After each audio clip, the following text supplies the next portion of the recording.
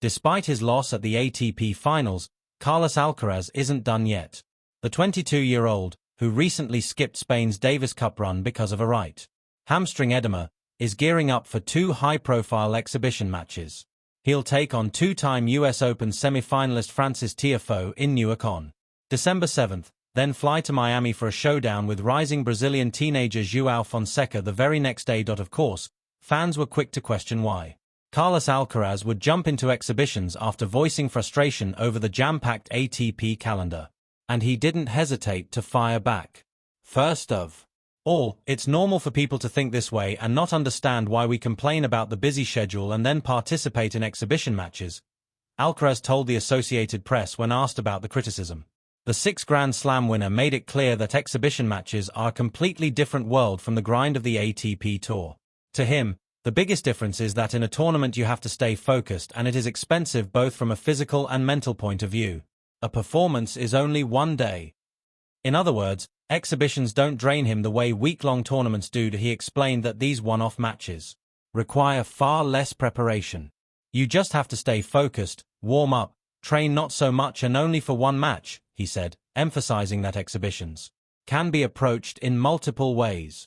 Players can treat them lightly just to entertain fans, or go in with a serious mindset and work on patterns they'll use later on tour. Alcaraz also said he plans to strike a balance, competing with intention but keeping the atmosphere loose. I will try to take these games seriously, but at the same time have fun as much as I can, he added. It's an opportunity to enjoy the sport without the constant weight of rankings and results. That's because the stress that builds up during the ATP season simply doesn't follow him into these events. The non-stop pressure of chasing titles, points, and trophies isn't there, and he views that difference as essential. Exhibitions allow him to compete without the expectations that come with stepping onto iconic courts like Wimbledon or Roland Garros. Instead, he's playing in places that have never hosted pro tennis before, like an NHL arena in New Jersey, Prudential Center, and an MLB ballpark in Miami, Lone Depot Park. And even though he's performing well, it seems, the face of tennis' new era suddenly finds himself at the center of criticism. Once again. Why, you ask? ATP hits Carlos Alcaraz and Jannik Sinner with major bonus blow.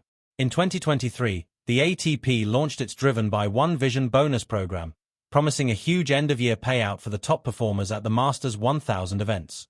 And the ATP Finals. The top 30 players would split a massive $21 million pool, and Carlos Alcaraz was originally in line for a hefty $4.8 million. So why is he now only taking home $2.4 million?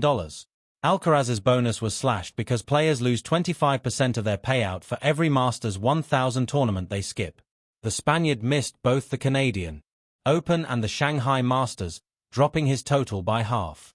While he also sat out the Madrid Open, he avoided a penalty there because he was on site, fulfilling commitments, which kept him from taking another hit. Jannik Sinner, on the other hand, wasn't so lucky.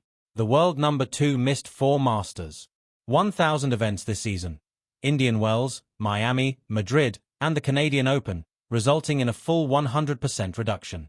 That's because the bonus pool uses a formula made up of a 70% fixed amount and a 30% variable portion, and once a player racks up too many absences, the entire payout disappears.